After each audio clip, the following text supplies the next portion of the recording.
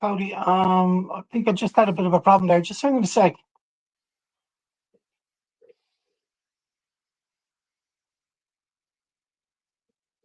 Okay, good evening, everyone. You're all very welcome to Underground Cinema. As you all know, we are interviewing as many people as we possibly can who've been nominated for an award at the Underground Cinema Film Awards, which is just around the corner. It's November 15th in the Royal Marine Hotel in Dunleary. I'm delighted to say this evening I've got with me Cody Farren. Cody's film Animal has been nominated for six awards this year. So it's been nominated film, best director, best actor, best supporting actor, best supporting actress, and best screenplay. Hiya, Cody. How are you? You must be delighted with that. Hi Dave. Yeah, I'm absolutely chuffed, man. It means the world to be honest. Like this is coming towards the end of the festival run for the film, so it's so lovely to get six nominations and for the cast to get recognized like that. It's fabulous. Yeah, it's great. Yeah, listen, I was dying to see this film, to be honest with you. So you submitted this film to us at the very start of our season Mm. this year, back in January. And I know this sounds like a cliche when you hear people say this film resonated with me long after the credits rolled, but this one did, to be honest with you. This film to me has been on my for months, and I've been really Wow. looking forward to sitting down and chatting to you about it tonight. So well done. Cheers. Wow. Thanks a million. That's lovely to hear, Dave. Yeah, not at all. Look, this film is years in the making. I mean, I've read all the background behind it as well, Cody. So I'm very familiar with it. It's a while in the making, but it deals with some really heavy themes like abuse, Mm. trauma, grief, mental health issues. Can you tell everybody just that hasn't seen Animal what the film is all about? So Animal is basically about a young boy, who's about 14, who is being ruthlessly bullied, and he attempts to take revenge on his bully. And within the first 5 minutes, he kind of fails in doing so, and unfortunately takes his own life. And then we follow the following days of from the bully's perspective and kind of see how he is dealing with being somewhat complicit to his victim's death, essentially. Yeah, and it's played with aplomb by Dame White O'Hara, who's absolutely fabulous in it and thoroughly deserved the best actor nod. And also ably supported by Johnny Harkin and Claire J. Loy, who's a previous Underground Cinema Award nominee. Where you did an excellent job putting a cast like that together. Yeah, it was great. I saw Dane in a short called A Runner a good few years ago now at Loud Film Festival. Um, and I just thought he was fabulous, and I kind of headhunted him from there. And I kind of saw him in that, and then when I met him in person, I just knew he could play the character well. And I knew he was mature enough to kind of understand the themes and to understand the kind of mental space that this character is in. Because I still needed somebody who could play, 16 years old, but I needed an adult. Dane was 18 or 19, and he was mature enough to kind of understand what we were really trying to say and do with it. So all props to Dane. He just did a phenomenal job. Yeah, he was super, absolutely super. And as I said, ably supported by young Johnny Harkin is absolutely fantastic in the film as well. How did you find Johnny? So Johnny was interesting. Actually, I couldn't find somebody to play Johnny's character. It was like, well, it was coming down to the line. Like I couldn't find anybody. I couldn't. I was looking and looking, trying to find people, getting in contact with agents, this, that, and the other. And then I got in contact with an agency. I can't remember the name of the agency now. And they suggested Johnny, and I saw a picture of him, and then had a quick chat with him and his mum and his dad, and kind of told them the story. And look, again, I needed somebody who was mature enough to kind of understand what we were doing. And he was only 14 at the time, I think, and he was totally able to understand the concept, and that he had to be the heart of it, and that he was kind of his character would be kicking off the rest of the story, while also tricking the audience a little bit into thinking it's about him, and then we kind of flip it around and take the other perspective. And he really understood that, and he was just fabulous. And then Claire came to me from Where did I get Claire? Oh, Claire, I got actually Alba Fernandez, who was the DLP on the short. She recommended Claire actually, because again, I was trying to find somebody, and it was such a sensitive topic. The whole thing. It was kind of I was kind of nervous trying to find actors at first, and hoping that I didn't sound like some kind of lunatic trying to talk to them about the premise and what the actors would be doing. And then I had a long phone call with Claire, about two or three phone calls with Claire. We talked about the character, about the script and stuff, and she totally got it. And I just thought she was fabulous. I thought she really just did a great job. And she's really only in, two scenes, and she just smashed it out of the park. Yeah, Claire is an incredible actress. I mean, anything that I've seen Claire in over the past couple of years, she's been absolutely super in it, and she Yeah. works so well with Jane. Like it's a bit like what you said at the start of the film. You think this is going to be your typical bully boy film, but the story turns, halfway Mm. through it. In fact, there's maybe three storylines Yeah. in this short film. And you Dane, who is the bully, he's living at home in a very dysfunctional setting. Can you maybe go into a little bit more depth about the character Dane and Yeah. his life So at home? yeah. So it kind of all came to me, to be honest, in like fully formed when I wrote it. It kind of just came to me fully formed that it was going to be a story about a young kid who it tries to attack somebody with a knife, and then you see why he did that. Oh, he's being bullied, and then he kills himself, and then you see from the bully's perspective, and you think, you paint the perfect villain. That was the idea. Everybody's had a bully. Everybody's Yeah, had somebody like that in their life. And cinematically, it's very easy to create this person as a villain. So I wanted to do that. And then I wanted to flip the lid again and kind of show that, people like this aren't, born like this, or at least I don't think so. It's usually through great hardship and dysfunction and their own form of trauma and abuse and that kind of thing that kind of creates people like this, especially young men who are so kind of aimless and easily manipulated and kind of don't know what they're doing really at that age. And his father's absent, and you see his father briefly for a second in the short, and the way his father talks to him about being strong and brave and all these kind of faux masculine ideas that are kind of disappearing now in 2025, and the same in 2023 when I was making it. And then you know to give it away, I guess, you discover that Dane's character um is in a non-consensual sexual relationship with his mother. And even saying that out loud is kind of hard to say because it's so kind of traumatic.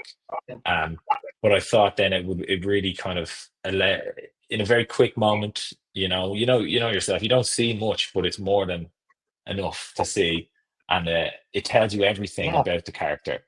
And to me, a twist or whatever, kind of what it does is it makes everything you saw beforehand make perfect sense. You suddenly go, I totally yeah. understand everything else that's happened in the film now, you know, and and Ex- emotionally exactly. you Yeah, flip as well. I was just about to say that it's like flicking a switch. Um, Mm, as you say, most of us have known bullies as we've grown up as kids. We've probably all seen a bit of it. I grew up in a very, I was in a very tough school, to be honest with you, and mm, it went on in my school. I got flashbacks when I was watching this. Now, I yeah. was never bullied. I have no time for bullies, and I stopped bullies myself in Yeah. school. But I know that character, Danny, and I know that I've seen him when I was young. And years later, I also found out that this particular bully had a dysfunctional background. He had this very, very abusive father. It was Mm, the other way around. And it's only then things start clicking. And I met that guy years later, and the bully in school. I met him years later. We got chatting, and he basically put up his hands and said he was about right bollocks at school. And yeah. we talked about his background and why he was doing it. And it was when I was watching your film, I was almost watching this guy, Yeah. um, you know, his life story, to be honest with you, and Mm, I think I think that's why I used the word resonated. It resonated with me, and I'm sure I've no doubt that this, as you said, it's coming close to the end of its festival run, and I'm sure you've been at a lot of screenings, throughout its festival run. And I'm just wondering, has it been resonating? I'm sure it has with the audiences. I'm sure there's brilliant conversations afterwards after these people see this film. Yeah, like when it premiered at Galway, there was a real great buzz around it at the time in 2023, and I remember a lot of people kind of sought me out to speak to me about it, where it had affected them, and they really, it kind of took them for a line, like they didn't see the end coming, and it really affected them. And I think a lot of people resonated, whether it was personally or knowing somebody like you said, that they understood why this person was like this and da da da. And funny enough, actually, it was a lot more women spoke to me actually about the film, and how they really really enjoyed it, and thought it, and connected with it. And I think for some men, maybe I think it was so kind of upsetting that it was kind of hard to kind of face it a little bit. Not that something like that ever happened to anybody, but you know what I mean. It's so quite upsetting, and like, to me, like, the film, it's about masculinity and peril, really, with this kid. And like you said, the obvious trope would have been for it to be about him having an abusive father.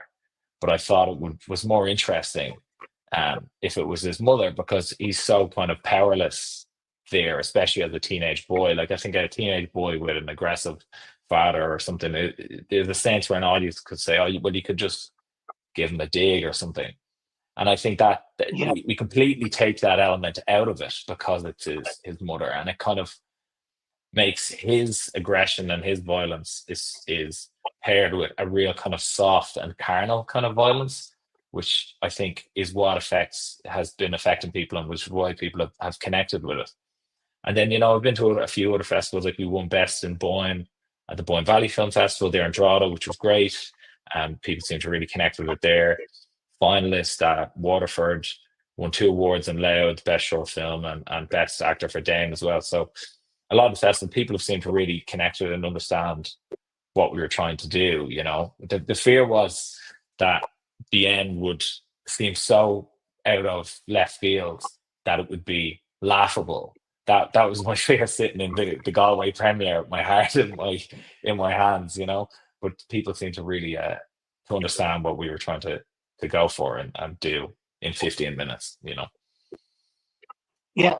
There's a lot of emotions in this film for 15 minutes. The audience is taking on a real sort of roller coaster, to be honest with you, because after Jonathan is commit suicide in the bathtub at home, we see Dane's character, and what we could see the guilt Mm. behind, that's going on behind the eyes right away through it. How he's trying to Yeah, live with it. He blames himself, for this lad's death, and you start to, in a weird sort of way, you start to feel sorry for him. You hmm, empathize for him, or your feelings at the start of him, because he's quite aggressive at the very start of it. I mean, yeah, he's real in your face, just screaming down, and he's picking on also somebody that's very small, much younger than he is as yeah, well. I mean, he's a real coward. To be honest with you, he's a coward. He picks on, a much smaller guy, and tries to drag his two friends into the thing as well. Um, but then later on, we see the torment that's going on behind the eyes. He's got these brilliant eyes.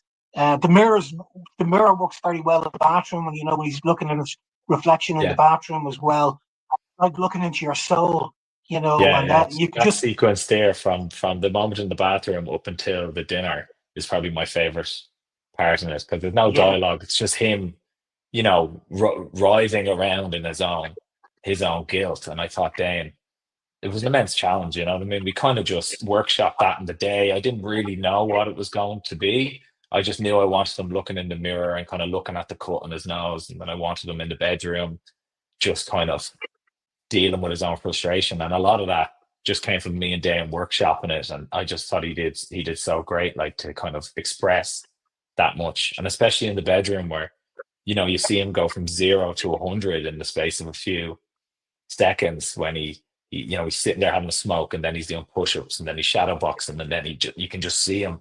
The aggression is building and building and building, and he goes to scream, but nothing comes out. He's like holding his scream in, and then because later on when you meet his mother, you understand why. Like he has to keep everything private.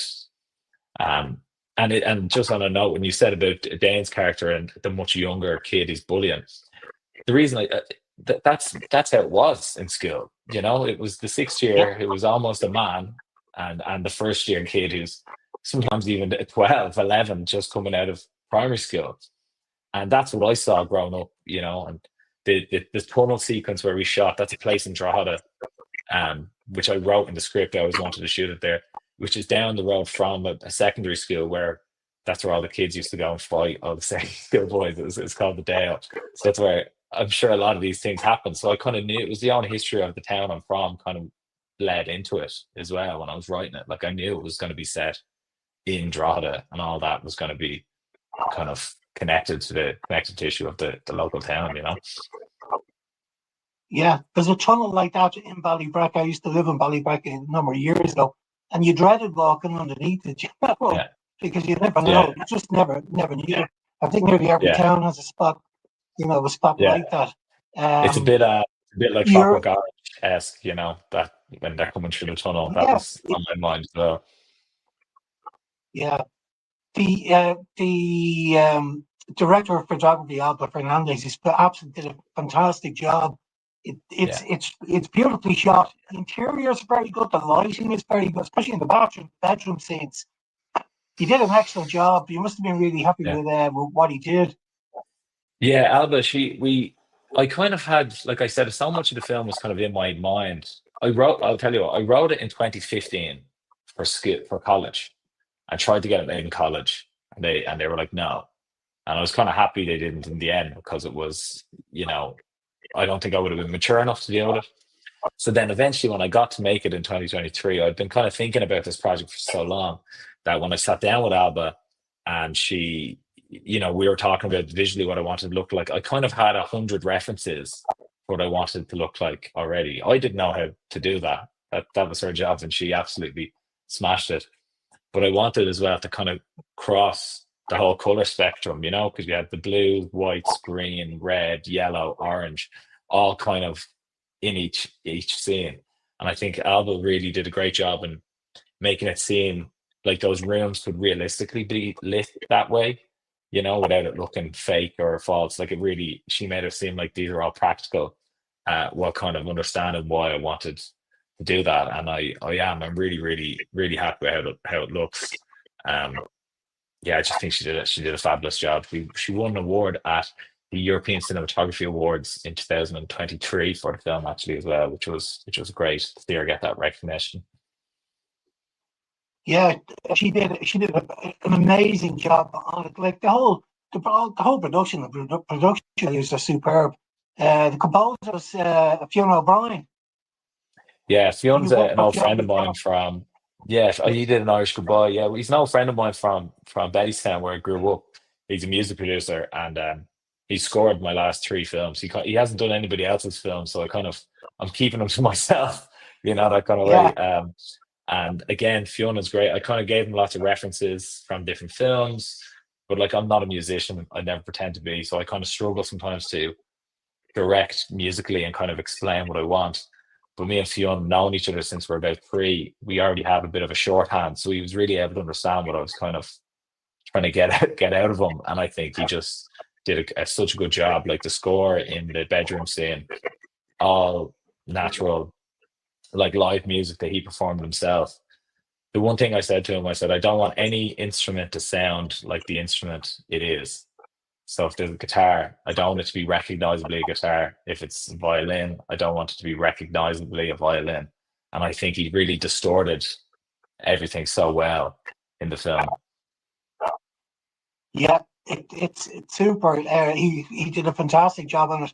Also, the edit is very good as well. Like John James Clark did the editing as Yeah. well. Did you spend much time in post production and after the shoot? Yeah. So John, again, is a friend of mine from college. where I went to Dundalk IT, and we hadn't done a project together since we were in college, and I kind of just contacted him. And John had as an edit suite in his house. So we spent a good, I think we shot in January, and the whole thing was finished and submitted to Galway on, yeah, we finished the whole film the day before the closing submission for Galway. So it was like May or something. But I think we did about 8 to 10 sessions up in his edit suite, just kind of peeling through it, and kind of, I knew I wanted it to be 15 minutes, and that was my block. I said it can't be any longer, because it can, I don't want it to become a drag. And he really helped me kind of teach me what to cut and what to keep and how to trim things down, and get it down to the 15, and still hold on to the entire story. Essentially, we didn't lose anything in the edit either. We just kind of trimmed it down, and it's some kind of miraculous fashion. Yeah, yeah. I mean, you said that you wanted Animal to start conversations about abuse and mental health, and it had me thinking there last night about it as well. It's a film that I would love to see more short films and independent features and shorts being screened in schools. I think it's a great tool for education. I thought this one in particular could go down really well. In a transitional school class, or 5th, 6 years, even first years. Yeah. Have you ever thought about something like that, bringing it to schools? Yeah, it's been suggested to me a couple of times, but I guess, like, I absolutely think so. I think it would be great, and I think, especially with, with the rise of the big success of that TV show that came out last year, it's escaping me now, the Netflix series that deal with some of the similar topics. I think it's been suggested to me a few times, and I'd absolutely be open to it. So it's all about, if it's all done safely and correctly, and the teachers and the people Exactly. involved believe that the students are mature enough to see the content and kind of understand what we're trying to do, and then absolutely, I think there's a message there. And I think it's not just good for adults to look back on our childhoods, but for kids going through it to kind of see it and maybe understand, the implications of actions, and kind of why people are the way they are. You don't know what someone's dealing with at home, and these kind of things. Yeah, I tell you, I think it could be a super short. Maybe with a selection, you could pick a theme. A film like yours. You could get 3 or 4 shorts that are all on the sort of the same Yeah. theme, and you could do a fantastic program for students. I think it would be very very worthwhile. So what's next on the cards, Cody? What are you up to now? Um, so I finished a short there. I directed an actor's creator short with my friend Parnell, who was in Irish Goodbye. We did an actor's creator short called Blood Relative. We finished that this year, and we're kind of waiting for it to premiere now. Maybe at the end of this year or early next year. And then I'm writing another short at the moment, which is, funnily enough, kind of dealing with young men again, and kind of teenage boys, and how they're being indoctrinated to these kind of far right anti-immigration groups that are propping up around Ireland. And it seems fitting that I mentioned this now after what was happening Yeah, last night with the protests. But that's a project I'm working on at the moment, hoping to get that going. It's called Thugs Don't Cry. And it's kind of, again, I have a young nephew, and I can see how young men can be so easily manipulated and brought into, indoctrinated into things like this. And I just think it's kind of an important thing at the moment. So I'm working on that. And then I've just written a feature as well, which is set in my hometown, Laytown, that I'm currently shopping around and trying to develop now. So hopefully that'll be on the big screen now in the next couple of years. yeah. A great TV series to watch if you haven't seen it. I'm sure you probably have, but it's absolutely brilliant. This is England, and a Oh, lot of fabulous. the Yeah. themes, yeah, it's amazing. A lot of the themes that you're talking about there are in that TV show. It's one of the best things that ever came out of the UK. It's amazing. Yeah, absolutely. Yeah, and it is funny. It kind of came to mind when I was writing this new short. But I think it can get lost on people sometimes because it's not contemporary, so it can seem like that was a then Yeah, problem. So I kind of want to write something um, about now and kind of what's happening right now in front of our eyes. You see it on the news. So it literally happened last night, you know. So that's the next big project for me. So hopefully yeah, that'll be an underground now in the next year or so. yeah. I'd look forward to seeing it. A tough one to shoot, I would imagine. Yeah, it's I've written a couple of drafts and I'm still drafting it up now. I'm trying to find the correct balance. You know, same with animal. You know, show too much, don't show too much. Story structure. What's the essence of the story? What are we really trying to talk about? Is it about this, or is that going to be a disguise for what we're trying to talk about with these characters and that kind of thing? You know, so that's the next one. Yeah, yeah. That's going to be a tough, right? Because it's so divisive at the moment. And I get where you're coming from. You want to get it right. Yeah, So sounds great, Cody. Listen, I'm delighted to chat to you tonight about the film. As I said, I thoroughly enjoyed it. It's been with me since I started when I first watched it back in cheers. January. I haven't forgotten about it. I haven't stopped talking about it, to be honest with you. Um, to a lot of people that I know that aren't that aren't filmmakers, that the general public. I chat to people about the various different films I've Yeah, seen. I've seen thousands of them, but that one in particular, it just sort of hit me. I suppose because I grew up with it as well. yeah. So as I said, it That's a just sort great of compliment. resonated. Thanks But so listen, much, Dave. I really appreciate it. yeah, not at all, Cody. Well, look, thanks a million again. Please pass on our congratulations to all the nominees. If you're talking to them, they all did a fantastic job, along with your talented crew. Well done. Cheers, Dave. Thanks a million. Thanks, Cody. Take care now. See ya. Bye bye.